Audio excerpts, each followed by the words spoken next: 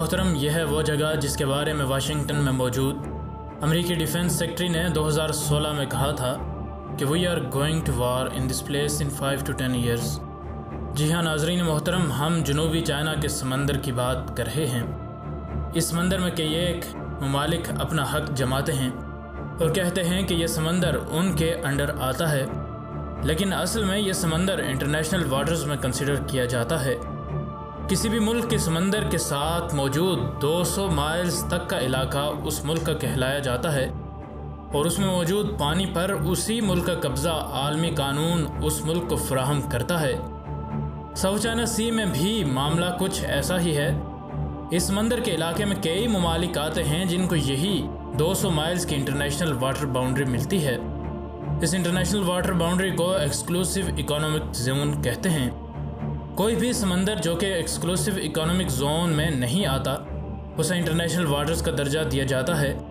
جس میں اقوام متحدہ کے قوانین کے مطابق تمام ممالک کو تجارت کرنے کی آزادی حاصل ہوتی ہے۔ ساؤتھ چائنا سی کے ممالک میں China, Philippines, Macau, Taiwan, Malaysia, Brunei, Indonesia, Singapore, Thailand, Cambodia اور ویتنام کے نام آتے ہیں۔ ساؤتھ چائنا سی نہ صرف انٹرنیشنل ٹریڈ کے لیے چائنا کے لیے ضروری ہے، بلکہ اسی سمندری علاقے میں 190 trillion cubic feet natural gas اور 11 بلین بیرل خام تیل کے ذخائر موجود ہیں، جنہیں ابھی نکالا نہیں گیا۔ انہی سمندری راستوں سے 2.2 بلین لوگ آپس میں بھی جڑے ہیں، جو کہ چائنا کی پالیسی کا حصہ ہیں اگر وہ سپر پاور بننا چاہتا ہے۔ اسی طرح اگر کسی بھی ملک کی سرحد سے 200 ناٹیکل مائلز کے اندر تیل کی دریافت ہوگی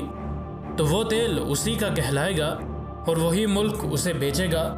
جس کا حق اسے عالمی قانون دیتا ہے۔ لیکن چائنا اس قانون کو نہیں مانتا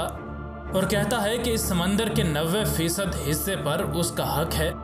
کیونکہ تاریخ میں یہ سمندر اس کے آباء و اجداد نے کنٹرول کیا ہے، اور آج بھی اس سمندری علاقے میں موجود کسی بھی چیز پر اسی کا حق ہے، اور تجارت بھی اسی کی مرضی سے ہی ہوگی۔ چائنا نے اپنے آباء و اجداد کا جو بارڈر بنایا ہے اسے 9 ڈیش لائن کہا جاتا ہے،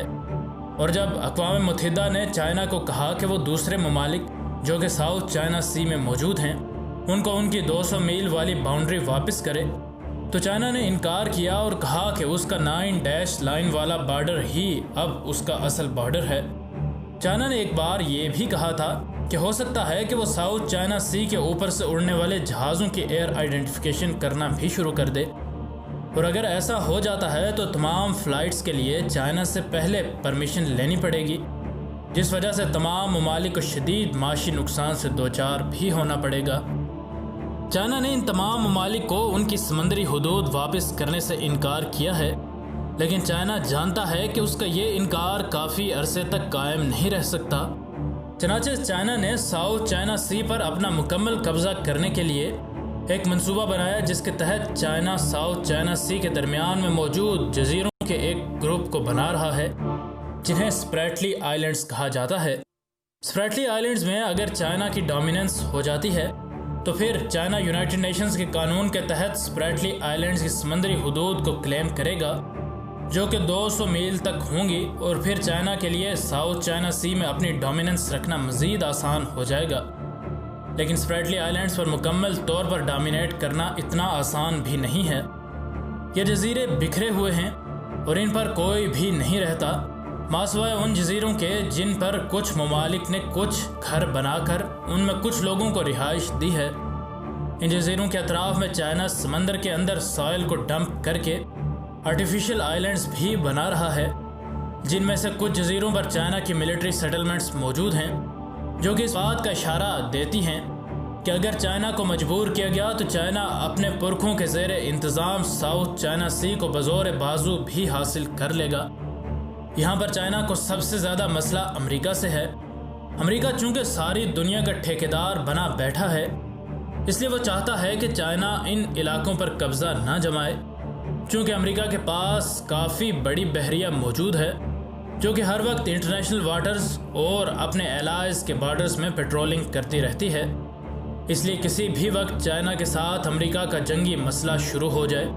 یہ بات خارج الامکان نہیں ہے۔ چونکہ امریکہ چائنا کے اس معاملے میں مداخلت کر رہا ہے جو کہ چائنا کو بالکل پسند نہیں ہے۔ چائنا چاہتا ہے کہ امریکہ اس علاقے میں اپنی مداخلت کو بند کرے تاکہ چائنا اپنے آباء و اجداد کے علاقوں کی حفاظت کر سکے۔ ایک بار ایسا ہوا کہ امریکہ کا ایک جنگی جہاز چائنا کے بنائے ہوئے سوبی ریف کے بالکل قریب آ گیا، جس پر چائنا بے حد غصے میں آیا اور اپنی بحریہ کے جہاز اس جہاز کے پیچھے بھیجے اور امریکی بحریہ کو وارن کیا کہ وہ آئندہ ایسی حماقت کرنے سے باز رہیں۔ ایک اور واقعہ 2013 میں ہوا جب چائنا نے فلپائن سے صرف 104 ناٹیکل مائلز دور ایونگن شول نامی جزیرے کے پاس اپنی بحریہ کے جہاز بھیج دیے۔ چنانچہ اس چھوٹے سے جزیرے پر موجود فلپینو سپاہیوں کو اس علاقے کو چھوڑنا پڑا، اور بالکل اسی اسٹریٹجی کے تحت چائنا نے اطراف کے دیگر جزیروں پر بھی اپنا حق ظاہر کیا ہے۔ فلپائن اس معاملے کو لے کر عالمی عدالت میں گیا تو عالمی عدالت نے فلپائن کے حق میں فیصلہ سنا دیا، لیکن چائنا نے اس فیصلے کو نہ مانا۔ اسپرائٹلی آئلینڈز کے بارے میں ہم نے آپ کو بتایا کہ یہ جزیرے امریکہ اور چائنا کے درمیان جنگ کا کسی بھی وقت موجب بن سکتے ہیں، لیکن بالکل چائنا کی سرحد کے قریب بھی جزیروں کا ایک ایسا ہی گروپ موجود ہے جس کی وجہ سے بھی امریکہ اور چائنا کے درمیان ہمیشہ ٹھنی رہتی ہے۔ ان جزیروں کو پیراسل آئلینڈ کہا جاتا ہے۔ پیراسل آئلینڈز کی اہمیت ووڈی آئلینڈز کی وجہ سے بڑھ جاتی ہے۔ اس آئلینڈ میں چائنا نے اپنا HQ-9 ایئر ڈیفنس سسٹم رکھا ہے، جسے حالیہ کچھ سالوں میں کیموفلاج سے کور کر دیا گیا ہے، جس کی وجہ سے اب اس ایئر ڈیفنس سسٹم کو صحیح طریقے سے سیٹلائٹ کے ذریعے ڈیٹیکٹ نہیں کیا جا سکتا۔ ناظرین یہ بات تو جانتے ہی ہوں گے کہ ملٹری اپنے ویپنز کو تب کیموفلاج سے کور کرتی ہے جب اس کا ملک حالت جنگ میں ہوتا ہے، یا پھر اس کی ملٹری نے دشمن پر اٹیک کرنا ہوتا ہے، یا پھر ملٹری کے پاس انٹیلیجنس موجود ہوتی ہے کہ کوئی دشمن ملک ان کی ملٹری ایکوپمنٹ کی جاسوسی کر رہا ہے۔ ووڈی آئلینڈز نے ایک عالمی مسئلے کو بھی کھڑا کر دیا ہے، کیونکہ ان آئلینڈز کو کئی ممالک مچھلیاں پکڑنے کے لیے بھی استعمال کرتے تھے، اور اب یہ ممالک بھی چائنا کے خلاف کھڑے ہوئے ہیں۔ چائنا نئے جزیرے بنا رہا ہے اور چائنا سمندر کے اندر بہت بڑے پیمانے پر مٹی ڈمپ کر کے ان مین میڈ آرٹیفیشل آئلینڈز کو بنا رہا ہے، جس کی وجہ سے چائنا کا دفاع اب مزید مضبوط ہو گیا ہے۔ چائنا ملک پاکستان کا دوست ہے، اور پاکستان اور پاکستانی ہمیشہ یہ بات چاہتے ہیں کہ چائنا مزید مضبوط ہو۔ چائنا نے ساؤتھ چائنا سی میں اپنے دفاع کو مضبوط کرنے کے لیے ان مین میڈ آئلینڈز پر کام تیز سے تیز کر دیا ہے۔ ناظرین، مسچیف آئلینڈز کی مثال ہی لے لیں، جس کی 2015 کی آپ سیٹلائٹ امیج سکرین پر دیکھ سکتے ہیں۔ تب کی سیٹلائٹ امیج میں دیکھا جا سکتا ہے کہ یہ ایک ریف ہے اور پانی سے ڈھکا پڑا ہے۔ مزید اگلے سالوں کی امیجز سے آپ اندازہ کر سکتے ہیں کہ اس میں ہیوی کنسٹرکشن ورک سر انجام دیا گیا ہے اور مٹی سے بھر کر اس ریف کو ایک آرٹیفیشل آئلینڈ بنا دیا گیا ہے، اور اس جزیرے پر آپ چائنا کی ایئر فورس کے لیے رن ویز، ایئر کرافٹ ہینگرز، ریڈارز اور ایئر ڈیفنس سسٹمز کی فیسلٹیز موجود ہیں۔ اس کے علاوہ چائنا نے فائری کراس ریف کو بھی ایک جزیرے میں تبدیل کر کے اس پر ایک فل ایئر بیس بنا لی ہے۔ یہاں ناظرین کی ہم سوبی ریف کی طرف بھی توجہ مبذول کرانا چاہتے ہیں، جس میں بھی چائنا نے ایک مکمل ایئر بیس کے ساتھ ساتھ دیگر ملٹری ایکوپمنٹ لگایا ہوا ہے۔ ان مین میڈ آئلینڈز پر موجود ایئر ڈیفنس سسٹمز کو چائنا نے ڈھانپ کر رکھا ہے، جس کی وجہ سے ان ایئر ڈیفنس سسٹمز کو نہ صرف ماحول میں موجود نمی اور دیگر چیزوں سے نقصان پہنچنے سے بچایا جا سکتا ہے، بلکہ اس طرح ان ایئر ڈیفنس سسٹمز اور دیگر ملٹری انسٹالمنٹس کو سمندر کے کھارے پانی سے لگنے والے زنگ کے خطرے سے بھی بچایا جا سکتا ہے۔ ان آرٹیفیشل آئلینڈز میں شارٹ رینج بیلسٹک میزائلز بھی موجود ہیں، جو کہ ان جزیروں کو دشمن کے، یا آسان الفاظ میں کہیں تو امریکہ کے کروز میزائل سے ڈیفنس کے لیے استعمال ہو سکتے ہیں، کیونکہ اگر معاملات مزید سنگین ہوتے ہیں تو چائنا کے ان آرٹیفیشل آئلینڈز کو تباہ کرنے کے لیے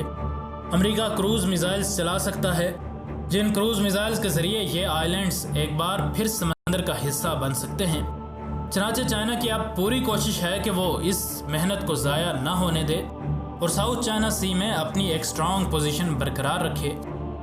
چائنا نے ساؤتھ چائنا سی میں اپنے دفاع کو مزید مضبوط کرنے کے لیے یہ سارے جزیرے بنائے ہیں، اور ہو سکتا ہے کہ وقت کے ساتھ ساتھ مزید جزیرے بھی منظر عام پر آئیں، اور ہو سکتا ہے کہ ساؤتھ چائنا سی میں چائنا اور امریکہ کے درمیان ایک عالمی جنگ ہو جائے۔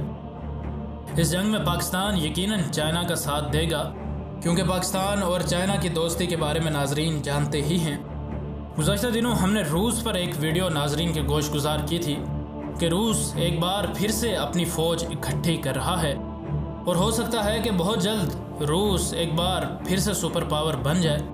کیا واقعی روس سپر پاور بن پائے گا یا نہیں؟ اگر آپ اس بارے میں ویڈیو دیکھنا چاہتے ہیں تو اوپر آنے والے انڈیکس کارڈ پر کلک کر کے ہماری گزشتہ ویڈیو دیکھ سکتے ہیں۔ چائنا کی جاپان کے ساتھ ہمیشہ سے ہی دشمنی رہی ہے، اور جاپان چونکہ امریکہ کا حواری ہے، اس لیے چائنا کو جاپان کی جانب سے بھی خطرہ رہتا ہے، اور چائنا چاہتا ہے کہ ساؤتھ چائنا سی میں اپنی پریزنس برقرار رکھے تاکہ وہ جاپان پر بھی نظر رکھ سکے اور جاپان کی طرف سے آنے والے خطرات سے بھی نبرد آزما ہو سکے۔ جاپان کی ملٹری جنگ عظیم دوم کے بعد ختم ہو چکی تھی، اور جاپان نے یہ وعدہ کیا تھا کہ وہ اب اپنی فوج کبھی بھی نہیں بنائے گا۔ لیکن اب آخر کیا ہوا کہ جاپان اپنی فوج بنا رہا ہے اور ایک بار پھر سے بڑی ملٹری پاورز میں شامل کیا جاتا ہے۔ اگر آپ اسی موضوع پر ایک ویڈیو دیکھنا چاہتے ہیں تو گزشتہ دنوں ہم نے اسی موضوع پر ایک ویڈیو بنائی تھی